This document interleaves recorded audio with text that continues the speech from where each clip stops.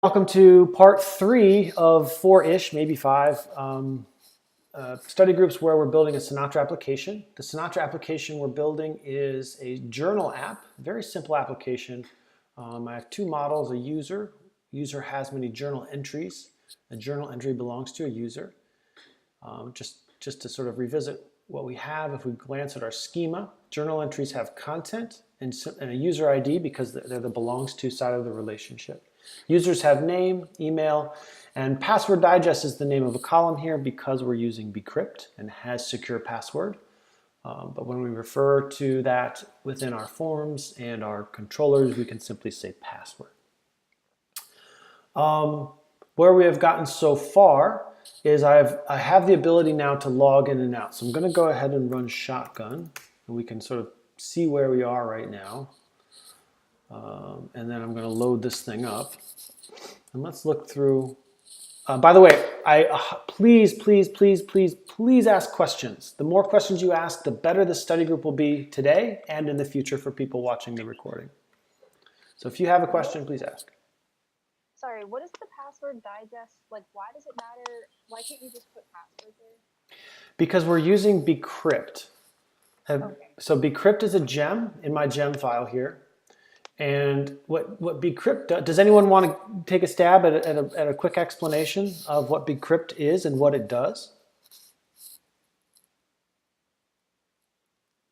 All right, so what bcrypt does for us is it hashes our passwords with a hashing algorithm. What that means is when I go into, if I drop into my tux terminal, which I have to use bundle exec. Oh, by the way, is this big enough? It's probably really small. Is that better? Hopefully this is big enough. You just got to tell me if anything's too small. I'm going to run tux.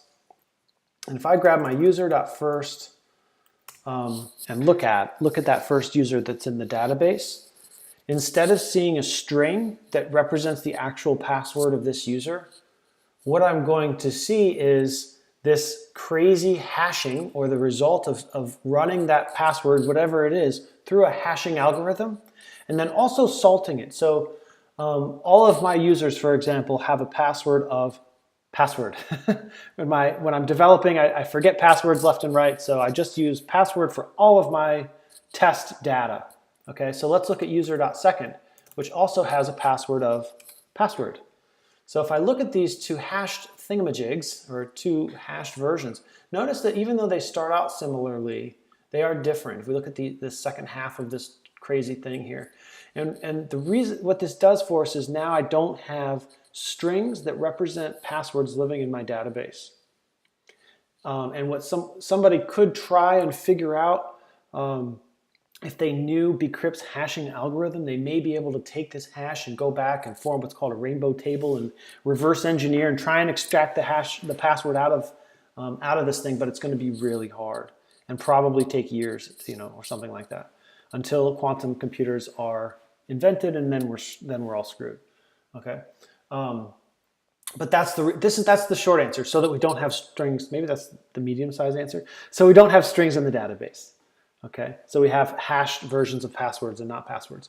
And what bcrypt does for us then, to take it a step further, if we look at our schema again, the column, the way bcrypt works is I include the gem in my gem file, or I should say the way we implement it. I include this macro inside of my user model class, okay, has underscore secure underscore password. And what that does is it allows me to use an active record method called authenticate, which I am using right here, okay? And authenticate is an active record method that requires we have bcrypt installed. And so authenticate communicates with bcrypt and says, hey, here's the raw string that the user just entered into the input. Does this match when you run this through your hashing algorithm according to this user, does it match? And the answer is yes or no, based on whether it's the right password. And that way, the only time we ever see the raw password is when the user types it in and hits enter, and nobody can come look at the database and see all the passwords. Okay, make sense?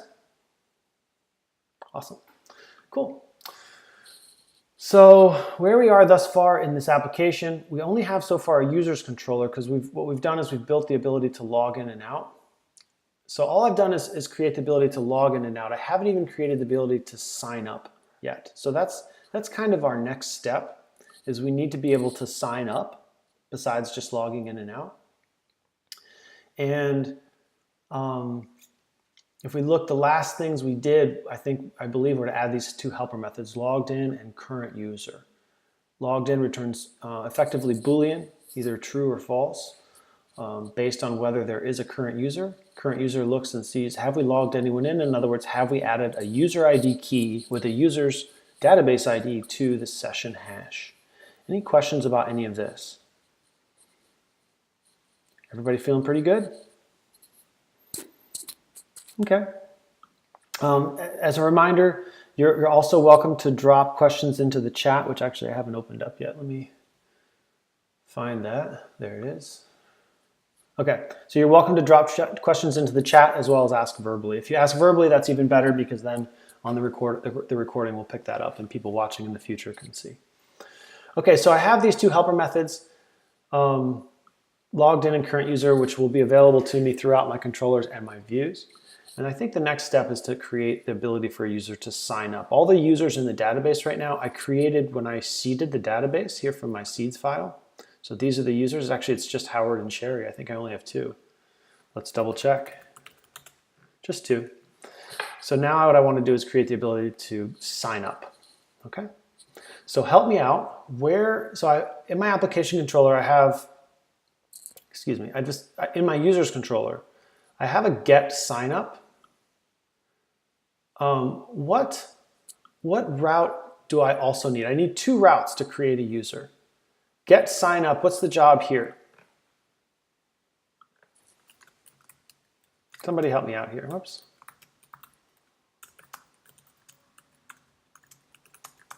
Is to do what? What's the job of the route get sign up?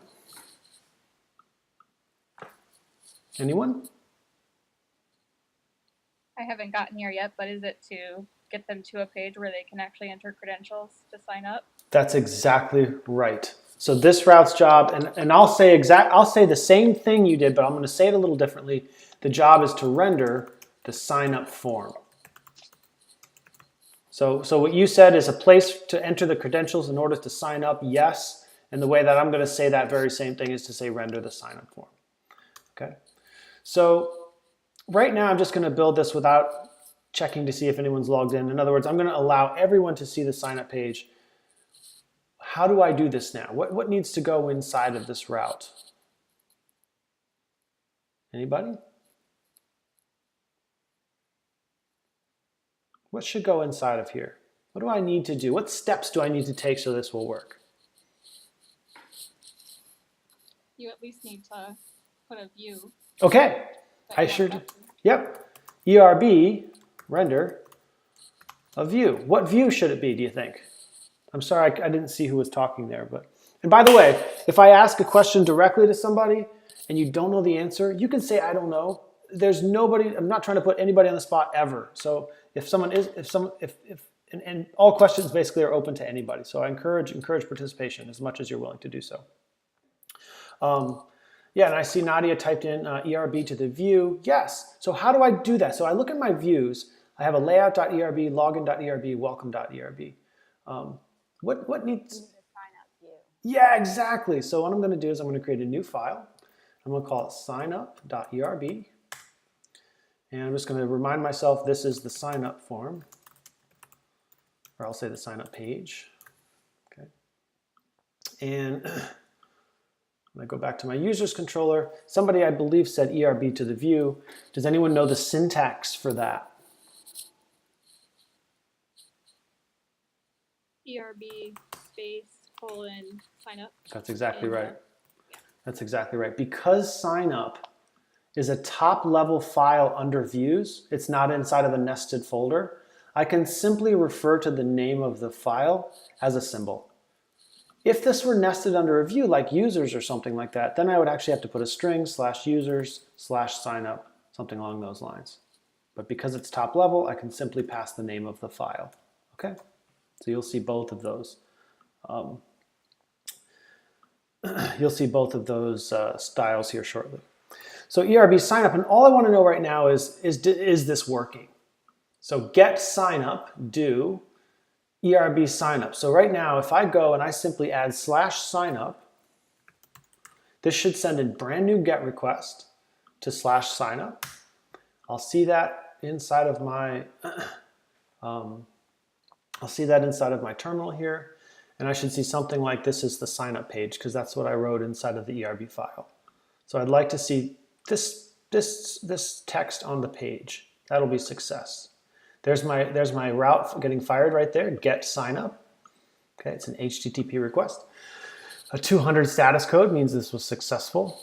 And here it is. This is the sign up page. Okay, and somebody told me, I'm not sure who it was, that I want there to be some place for the user to enter in their credentials. In other words, in this case, name, email, and password, I think, is all we have for a user. So I need to make a form.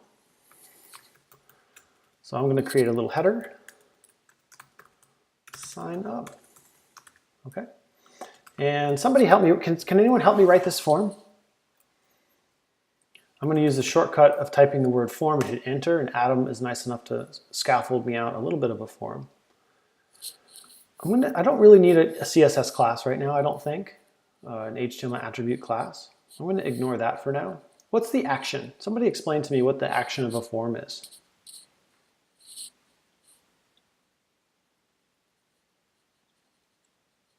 Anyone?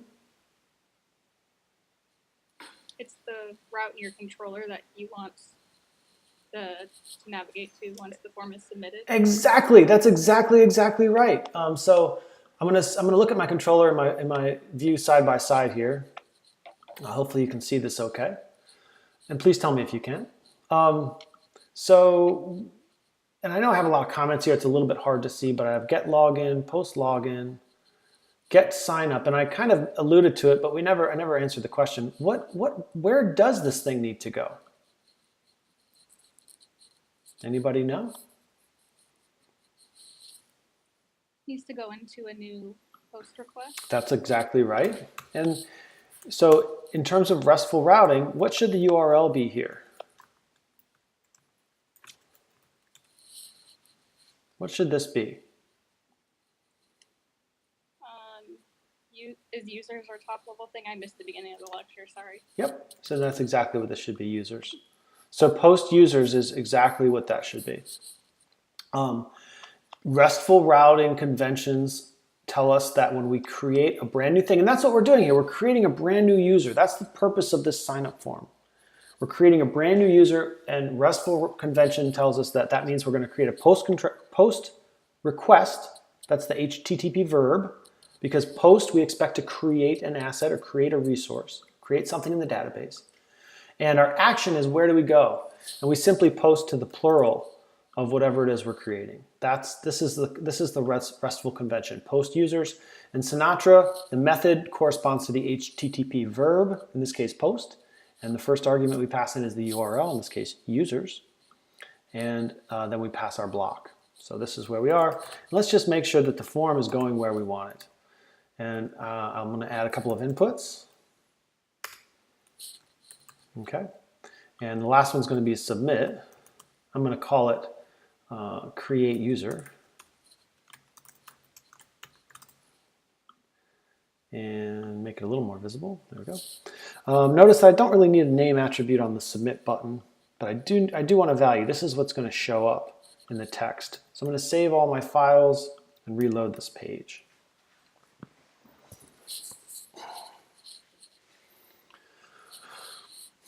And what I want to know is, am I hitting this post users route? Did I set up my action and my method correctly?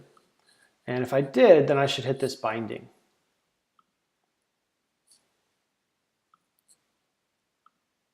Once I submit the form, by the way. So first I have to type something in, like hello. This would be like Elizabeth and e@e.com. Whoops. Uh-oh, what is all that? What in the world? I'm not sure what's happening here. Oh my gosh. Email e.com. I don't know what that was about. Okay, now when I click create user, hopefully I land in that pry. And what we'll see is we'll see the request firing through. We actually might not see it before the pry. We might catch in the pry before we see the HTTP request. So indeed, here's the pry, which means that we have landed in here. And once I clear the pry session, we'll see the request actually show up inside of the terminal here. What would I be interested in, though, by the way, when we land inside of this pry? What might I want to look at right now? You want to make sure your user was actually created. Okay, right. And right now there's no code inside of here. So there's, I definitely, I haven't created the user, but how do I, in a Sinatra application, as well as in a Rails application, how do we send information from the form to the controller? What vehicle does it take? It gets on the bus. What bus does it get on? I call it a bus sometimes. Params. Params. And what data structure is params? It's just a hash. It's just a hash. And right now it's empty. Okay. Why is it empty right now?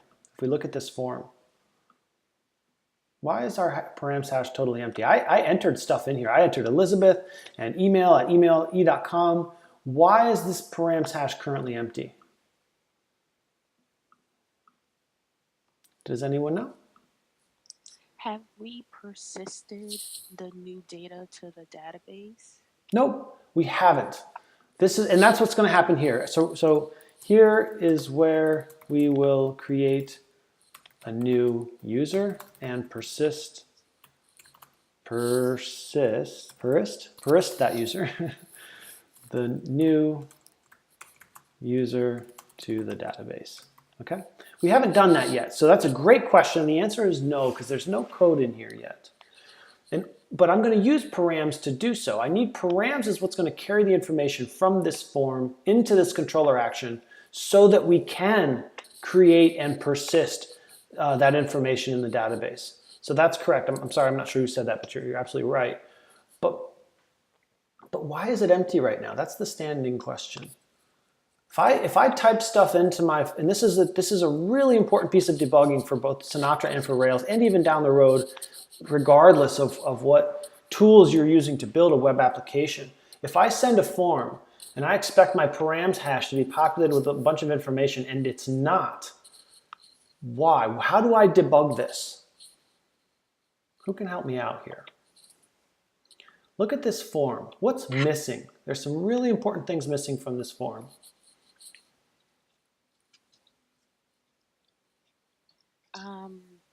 I'm thinking like we need to set our name for like the username and the password and email in the name of the input.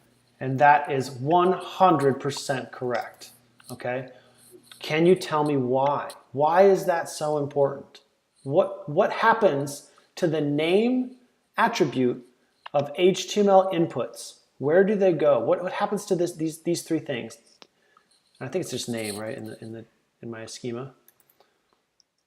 I think it might be username. Is it username? So create table users. I just have name. I just have name. Yeah. No, that's all right.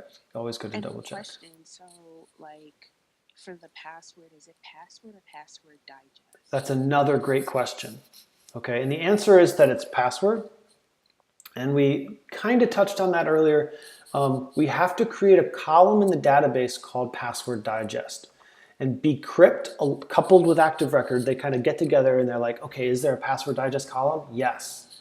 Okay, that's whenever we refer to password now, from now on, that's the column we're going to be talking about. And it's just kind of a way, it's a way that we know that column is special. It's not just going to hold a raw password string, but we're using bcrypt here. So this is going to be a hashed version of the password. But once we have this column with the name of password digest, bcrypt and active record are kind enough when they work together to allow us to simply refer to that thing as password within the views and within the controllers. Okay, so it's just kind of like a nice little thing. We don't have to always put the underscore digest. In fact, we don't. We just say password. Does that make sense? Does that answer the question? Yes, Okay. yes, it does. Thank you. Awesome. Sometimes just the syntax can throw me No, off. that's a great I know that's a great people question. like, yeah, That's I a know like we'll do password digest in our table, right. but I'm like, do we need to do it again in like our form, I mean, our controller as well as our view? So that's helpful, but thank you. Yeah, and you're exactly right. And usually that is important that we match these words exactly. In this case, we don't. So it is an exception to the rule. So I'm going to exit this params. Nothing's going to happen here. In fact, this page will probably go blank because I don't have anything happening in this route. So it's just going to load a blank page. Okay. So what I'm going to do is go back to users or go back to sign up. And now that I've added these 3 names into my form, okay, now that they're there, we'll see what happens to the params hash.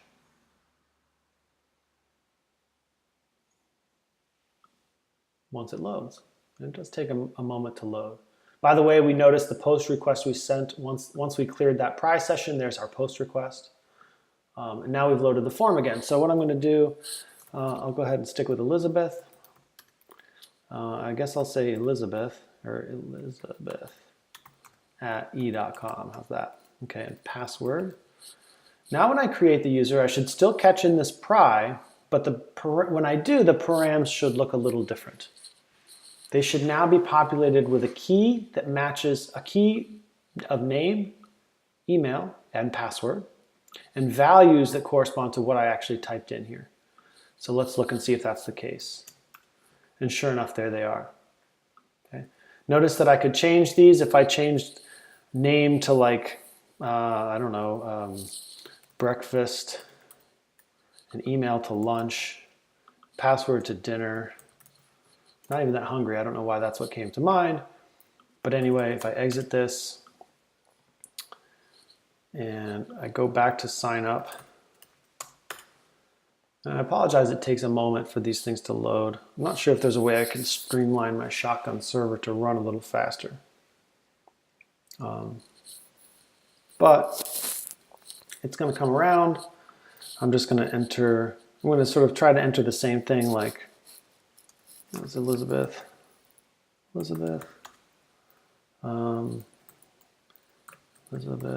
at e.com, password. Okay. Notice, by the way, that now that it's not called password anymore, I can now see this, which is probably not great. That's okay. Now when I catch in the pry and I look at my params, oops, the keys have changed to breakfast, lunch, and dinner because that's what I call the names of these inputs. So whatever we put in the name becomes the key, and whatever we put in as the value, whatever we type in becomes the value. Is everybody clear on that? Any questions about that? Okay. And that's always an open question. If you have questions, please ask. This is terrible user interface. I don't know what these inputs mean. How can I make it so that I can see better? First of all, I do want these to be name, email, and password. How can I show the user what these things are? In other words, how can I label each one? You can add a label tag. Yes, I sure can. And so I'm going to do that. And I'm going to make a label for name, a label for email, and a label for password. Then I'm going to move those into place. Oops. Okay. You can also just put those at the front of the, like each statement, couldn't you? You mean like this? Yeah. I sure can. And I can even, if I want some sort of, I can style them up if I want them to be like H6s, H6, didn't work very well, but if I say H6 name, I could do this, stuff like that. So I can do it any number of ways. I like to use labels. They're pretty easy to use. And so when I say label for, I simply match the name, the for, to whatever I call this thing as well. So the name attribute comes in handy in more than one way. So if I save this, don't forget to exit my pry. Is there a benefit to doing it one way versus another, the labels? As far as I'm concerned, no. It's up to you. Okay. You can do it however you like. That's, to me, that's an opinion. That's a personal, however you want to design your forms is your call. I don't think that labels give us anything tremendous. Oh, I actually didn't populate these. Name. Although notice that the H1 that I put in there did show up, of course. So we won't duplicate that. I'll get rid of this. We'll stick with labels. Label for email should be email. And label for password should be password. Sorry about that. Do have to actually write those things in. Okay. So now let's look and see what needs to happen inside of this action. So how do I do what I've written here as a comment? Here's where we will create a new user and persist the new user to the database. We know that we will end up with params will look like this, something like this, right? I'm just going to copy them from up here. And I'm going to actually format this. Well, first of all, these are name, email, and password. And so, like, if you're ever not sure, like, or if you're ever in a controller action where you're going to use params, it's not a bad idea to write out what they're going to look like. That way, you can look right at it. And Ruby is going to allow us to format this kind of like this. I can write a hash this way if I want to, which is nice. Just for readability's sake. Whoops. And now I'll comment this out. Okay, so this is what params is going to look like. So now how do I take this information, this hash, and now create a new user? Any thoughts?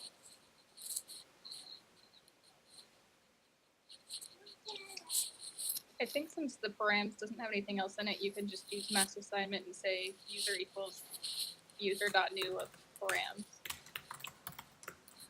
Like that? And you're right, I can 100% do this. I could even go straight to create, but there's a reason we're not going to do that necessarily, or maybe we will. I only want to persist a user that has a name, email, and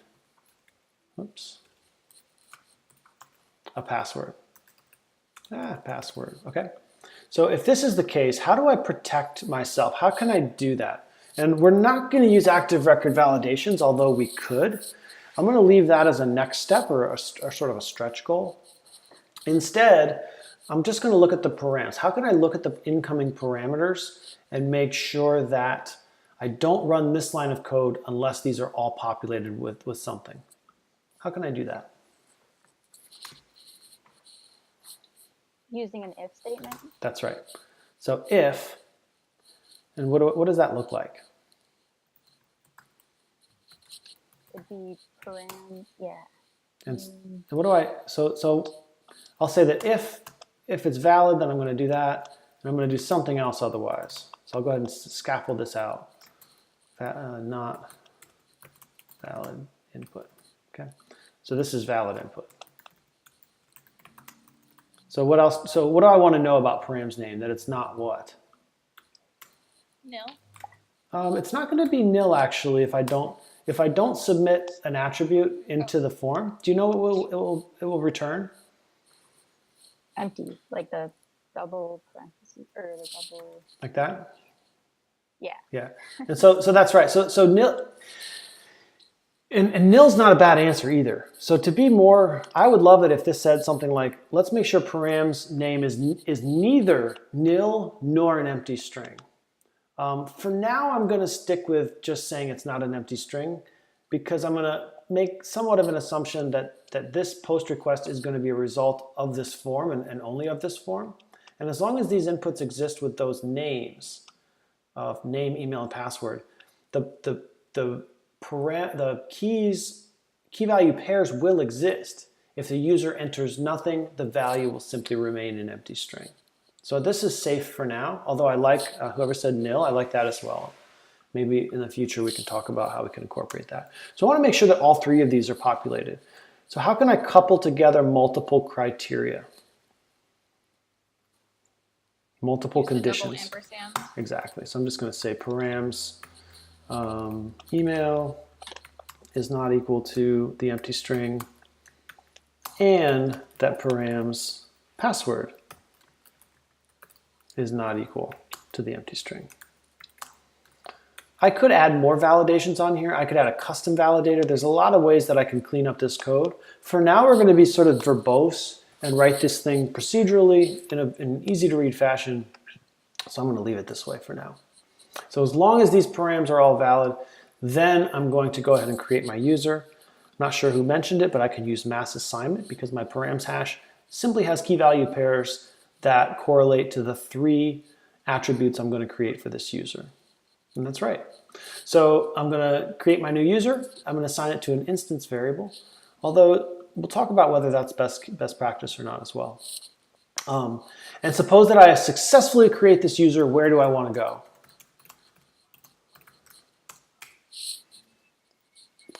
There's no wrong answer here. Well, mostly no wrong answer here. One place you could go is just the detailed page for that user. Okay, so let's go to the user show page.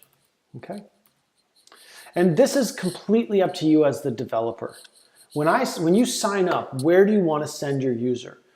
We could show them to see all the journal entries in this case. We could show them what the last suggestion, go to the user show page to see the user that was just suggested, or sorry, just created.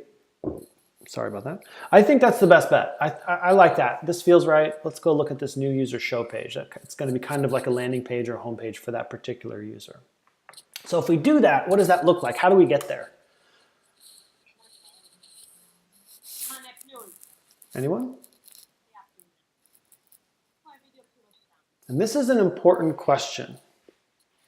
We need a show view. Okay, so we definitely need, and beyond that, I think we need a new folder in here.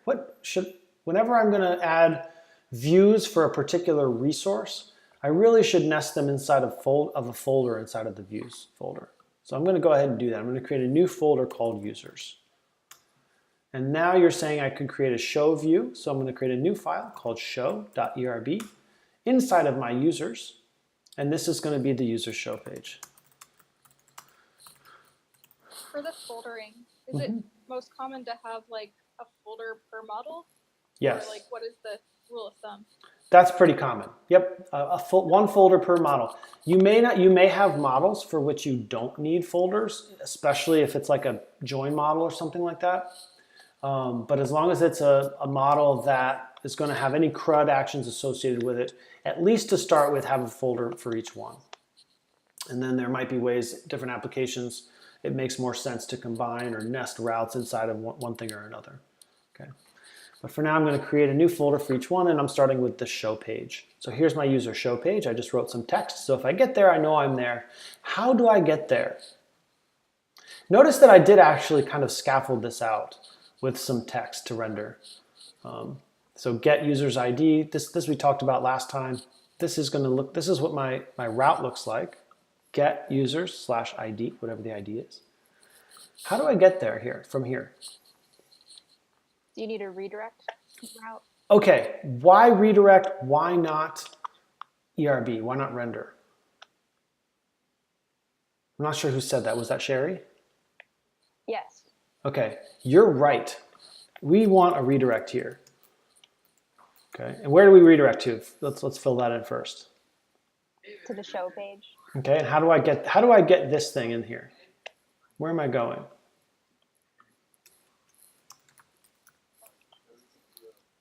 How do I fill this in? It Here, would just be users and then :show. like this? You need to grab the ID of the user that you're creating. Yeah, so this is the dynamic part of the URL. The only place where we ever actually use a symbol in the dynamic part of the URL is when we define it, which means within our controller. In Rails, you'll do that inside of a different file, but inside of Sinatra, it's right here in the controllers. We're defining a route here. When we use a symbol, we're telling this route, we're telling Sinatra, this piece of the URL is going to be dynamic. It's going to change from one user to another. It might be a string, it might whatever, it might be a number. Whatever this thing is, it's going to change. And ID, therefore, will become a key in the params hash whose value will be whatever it is we put in. So what I need to supply here is actually the user's ID, not a reference to a file or anything else. And so we'll compare rendering and redirecting here in just a minute. So somebody said I need to grab the user's ID. How do I do that? You created the user above, Okay, so you can just do at user.id, but since it's in a string, you need to interpolate it. that's exactly right.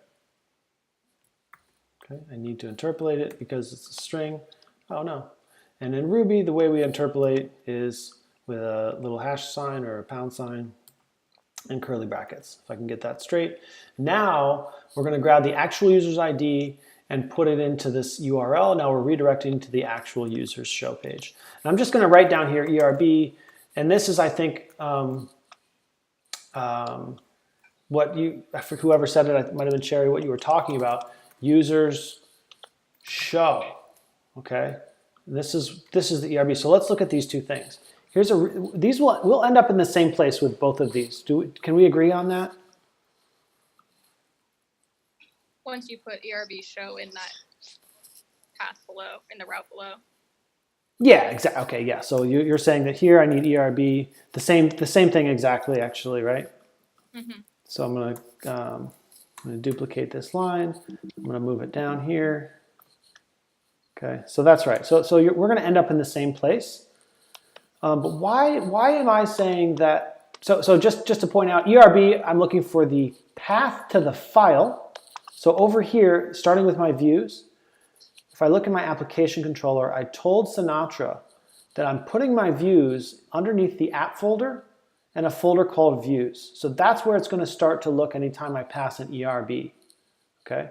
So then, or anytime I invoke or render with ERB. From there, we're going to users show. This is a file path. If I look over here, I have a users folder at the top level of my views. If I open up that folder, I have a show.erb. That's a file. And that's the reference that we use when we render with ERB.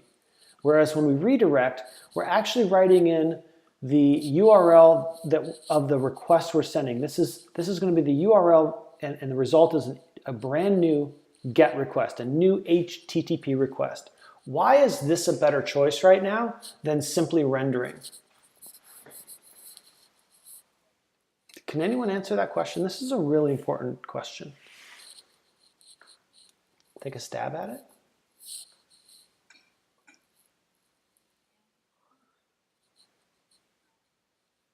Does anyone want to give us the 30-second rundown of the difference between redirect and render? Even though I kind of just highlighted some of it. Anyone?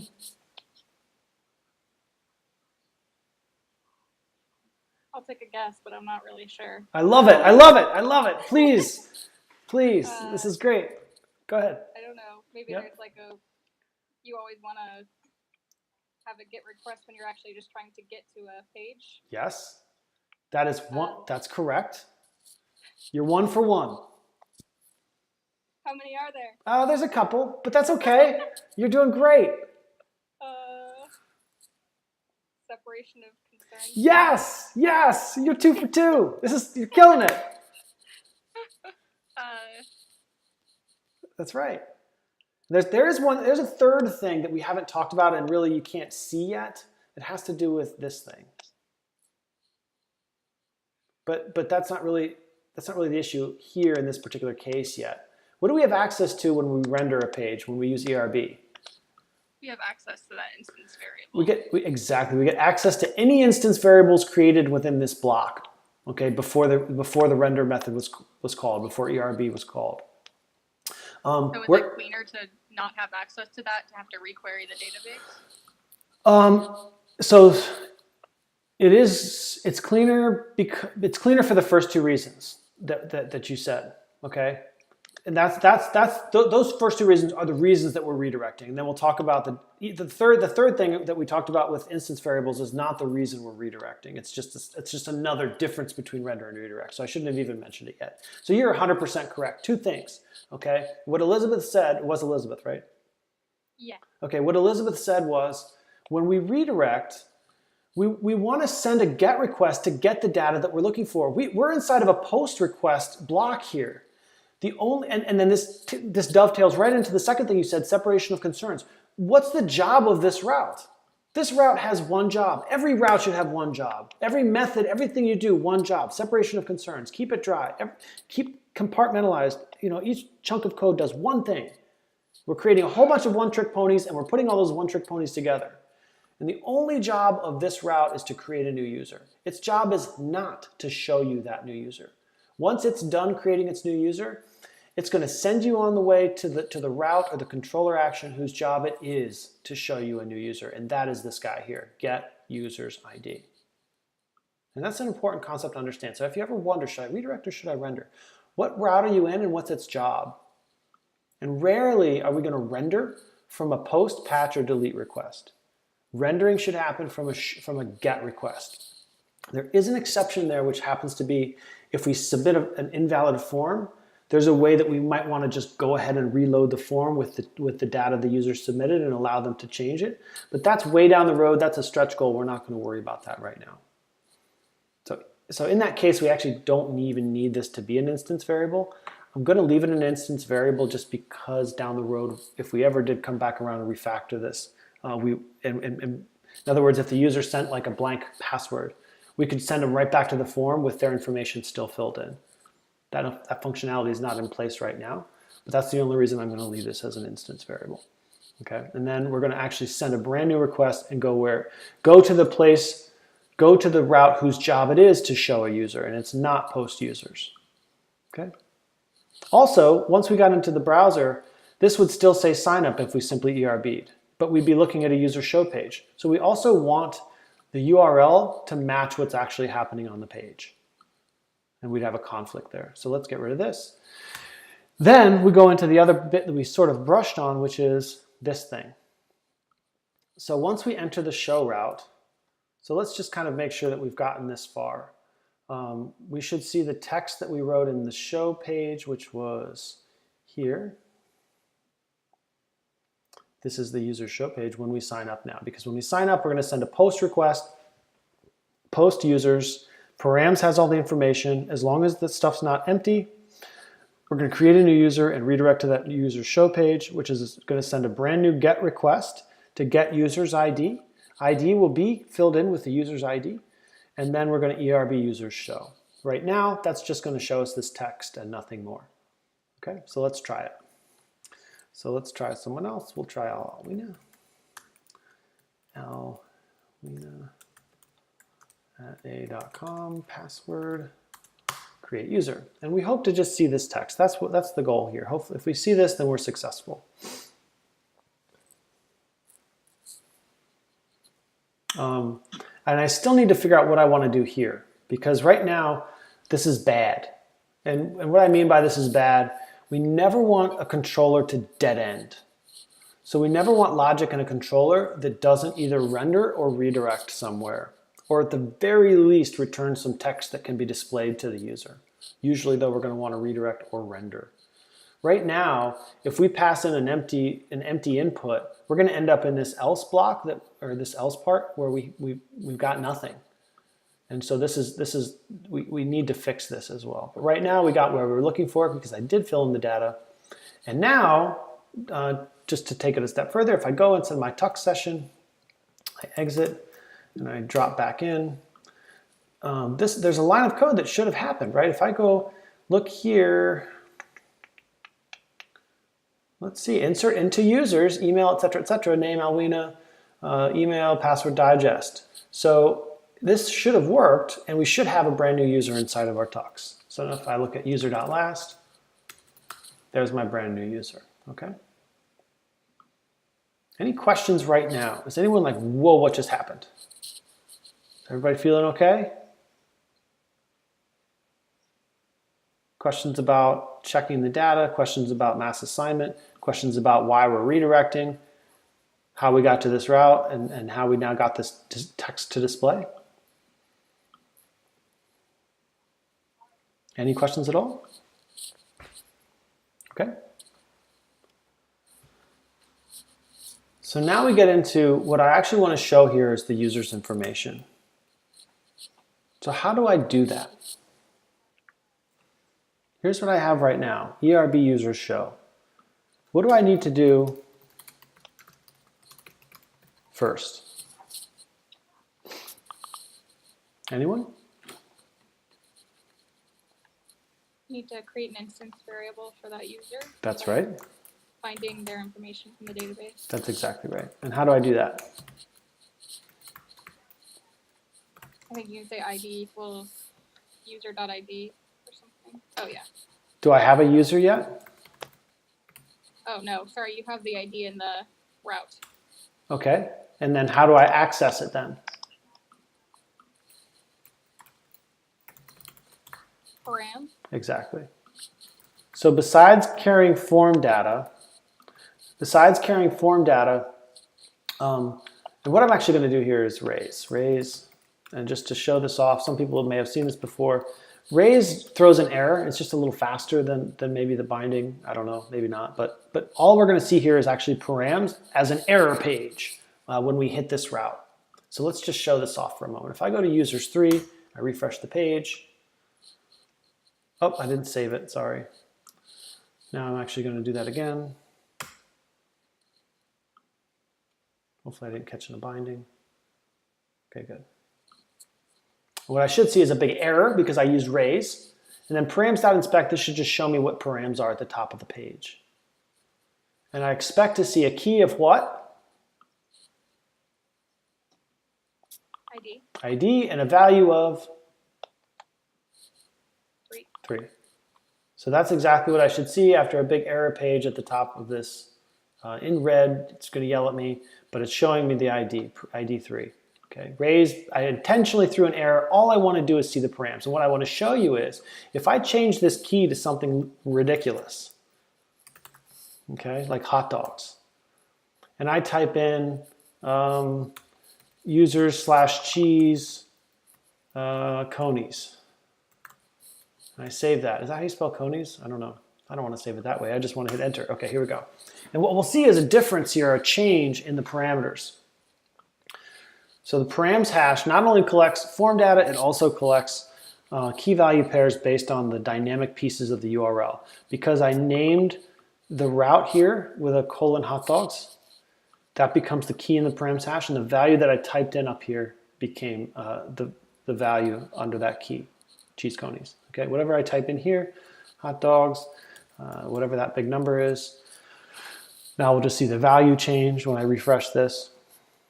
Okay, so if I could use slug, I could use ID, whatever identifier here I'm going to use in my URL, that's going to be the name, the key, the name of the key.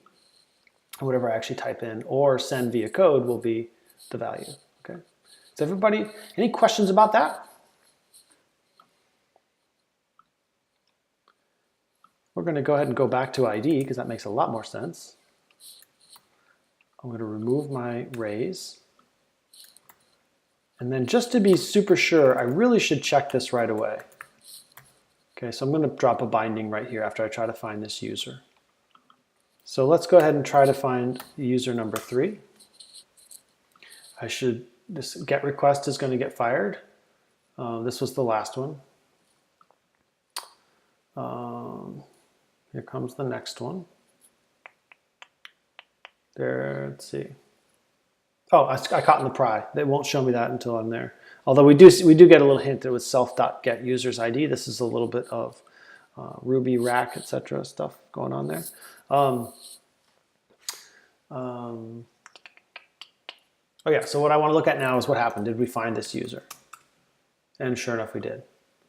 So now that I have the user in my hand and I've packed it and saved it into an instance variable, because I'm rendering or using ERB, that gives me access to this variable inside of my view.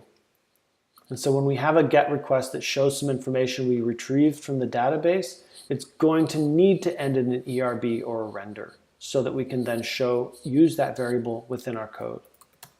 Okay, so how can I do that? What might we want to see? What if I just, probably just want to see the name, email, and I don't want to see the password, just name and email.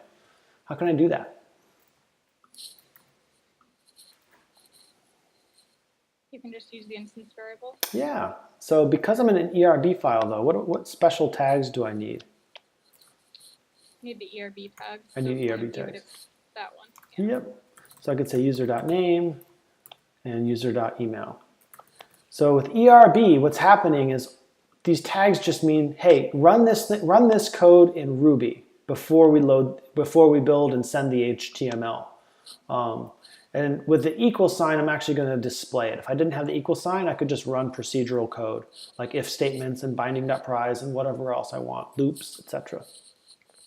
I do want to style this up a little bit, so I might say something like, what do we want to, how do we want to style the user's name right here at the top? Any thoughts? Let's make it like an H2. And we'll say this user's, we can put ERB tags pretty much anywhere inside of our file. And I'll say this person's show page, just to be sort of explicit. And I'll say as an H3, this is pretty boring, but we'll do it anyway, email. And then I guess I'll put this in an H4, why not? And I encourage you to be more creative with your HTML styling than I'm being right now. So if we save this and I redirect this, I'm sending a brand new GET request to users/3. That should hit it's going to go through my application controller. It's not going to match anything there. Oops, slowly here. Nothing here is going to match. It's going to then go on to the next controller, which is users controller. Go through route by route, see if anything matches. And finally, when it does, it's going to match get user's ID. 3 will become the value of the ID, the dynamic part of the URL. And we're going to create a user based on that information. I should say create an instance variable, retrieve the user from the database that already exists in the database using that information, and render the show page that we just built, which is this. And we should simply see the user's name, it says their show page, and their email. And that's what we see. So this is looking good. Okay, so we now have a user show page built. Any questions about what we've just done?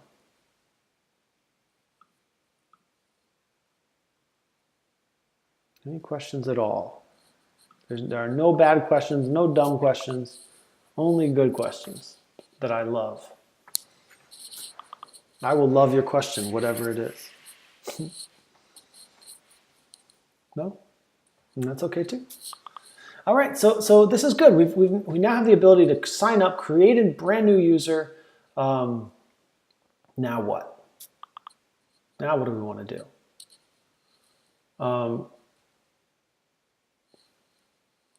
And when it comes to logging in and out, You have one question in the chat window.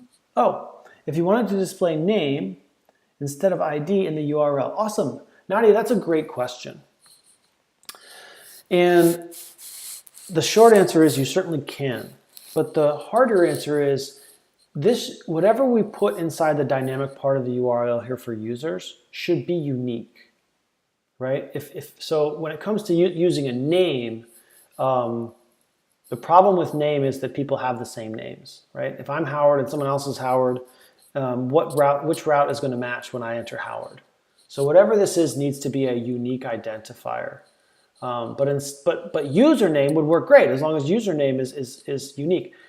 When we created this application, we decided to use, if we look at our schema, we decided to use email as the identifier. That's what we're going to use to identify someone because emails are unique. Every email is unique, rather than a username. So I could add a username if I wanted to.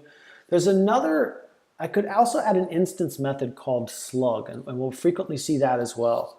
And slug is usually like an all lowercase, replace the spaces with dashes, and we can use that to populate and identify people as well, or users as well.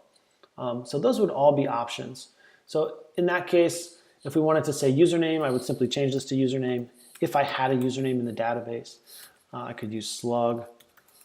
And then what I would need, what I would need here would either be an instance method within my user class or an attribute in the database table. Probably username feels like it would be an attribute in the database, whereas slug is very often just an instance method on the user.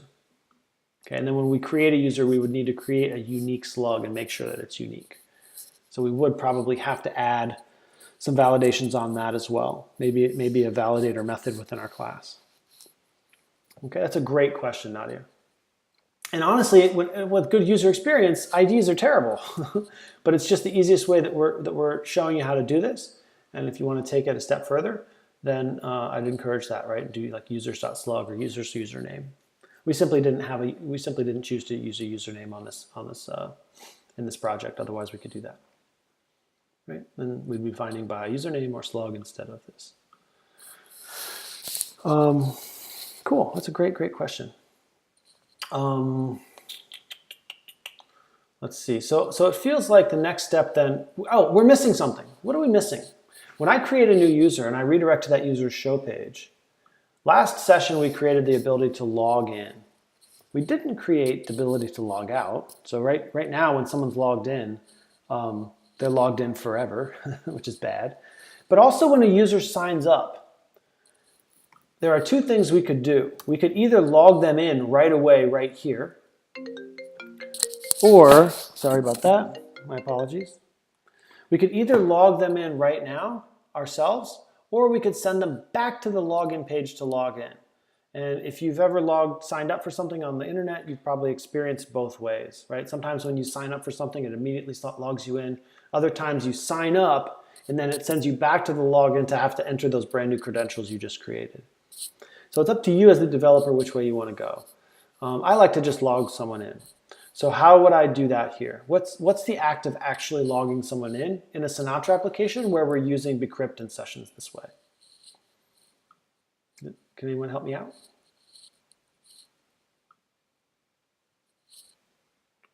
Get, log out, do session. Okay, so today dropped me some code here that I'm going to actually copy and paste in here. So this isn't the answer to the question I just asked, but this is a really important chunk of code. Get, logout, do, session.clear, redirect to the home page, end. What route did Tadea just share with me? What is this? What is this thing? It logs the user out and then redirects them to the home page. Exactly. So the session is where we really log someone in or out. If we clear the session and redirect to the home page, that effectively logs someone out. Because then when we refer back to our helper methods to check if someone's logged in, we look at the current user, and the current user looks at the session user ID key and tries to find a user by that value. If the session user ID key is cleared, is nil, then this will return nil, current user will be nil, and the user will not be logged in because the Boolean version of nil is false. Logged in will be false, and which is exactly what we want it to be. So thank you for that. This is great. That was a quick and easy way of building this route. But how about here when we actually want to log someone in? What does that look like? And we could redirect. So, and I know I talked about this and I harped on single responsibility. What's the job of? Wait, where are we here? Oh, sorry, it should be not here, not get users, but up here when we create the user. I apologize, I was pointing at the wrong place. When we create a user, and I said, well, this only has one job. Well, we could say that the job of this is to log someone in as well. So I don't mind adding that in. So where should that happen? If I do successfully create a user, I could log them in right away as well. What does that look like? And we can look at our post login route and see this is the line of code that does it. And it's the exact same line of code.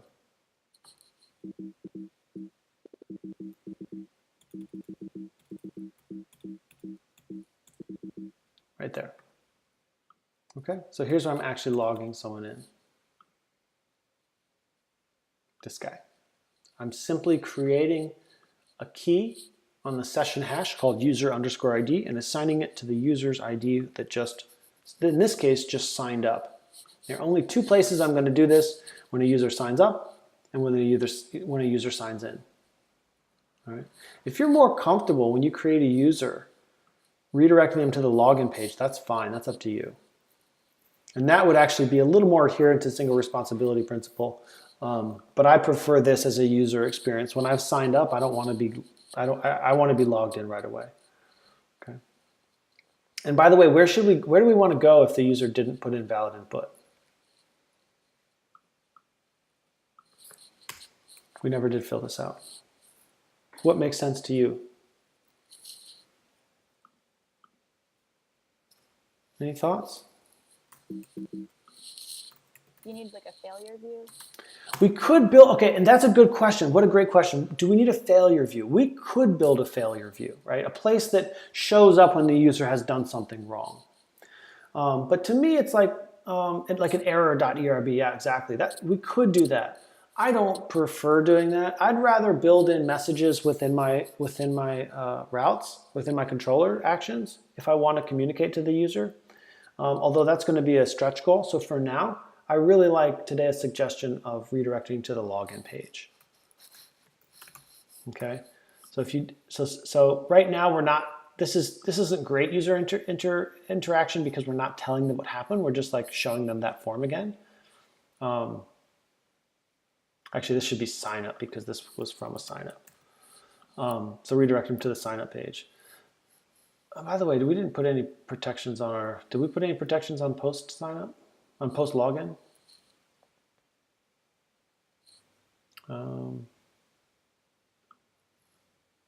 No, but this would fail if we did. Okay, so that should still be fine. All right. Sorry. All right.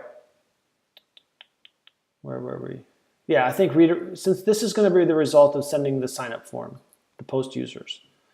If for some reason they don't have valid input, we're simply going to show them that sign up form again. And it would be better to include a message.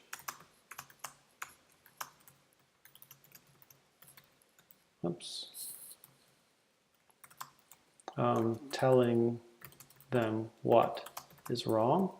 That would be a better user experience. For now, we're just going to kick them back to the sign up page. So this is like another stretch goal that we'll definitely get to once we build out the core functionality of our app. Okay. Does anybody have any questions about anything we've done today? We're at time right now. So we didn't get quite as far as I wanted to, but we've got a lot to do in the next session, which is actually going to be this Thursday night, if you're available. Any questions? Any at all? Okay. Well, I appreciate everybody being here. Thank you so much. Didn't join that. Yep. So the links, I'll drop that in the chat right now. It's just github.com. I'm Howard B. Dev on GitHub, and it's called Sinatra. Oh no, what did I fail to do this entire session? Which I'm gonna have to go back and do one by one. Commits? I did no commits, and that's terrible. Do as I say, not as I do. Commit as you go. I'm gonna go back, look through the changes we made, and commit these break them up at least into a few different commits. So this is just called Sinatra Journal App. So I just dropped it in the chat there. That's where this code lives, and that's where there are also going to be video. There are already 2 video links. I'll add this one once it's loaded, so you can check that out if you like. And if you don't, when I sign off, if you didn't grab this, just Slack me. I'm just Howard on Slack. Okay. Thank you all for your time and attention and your questions and your participation, and I hope to see you all again soon. I do run study groups Wednesday and Thursday as well. So you can join me for those, and then Thursday evening I'll do another edition of this particular one.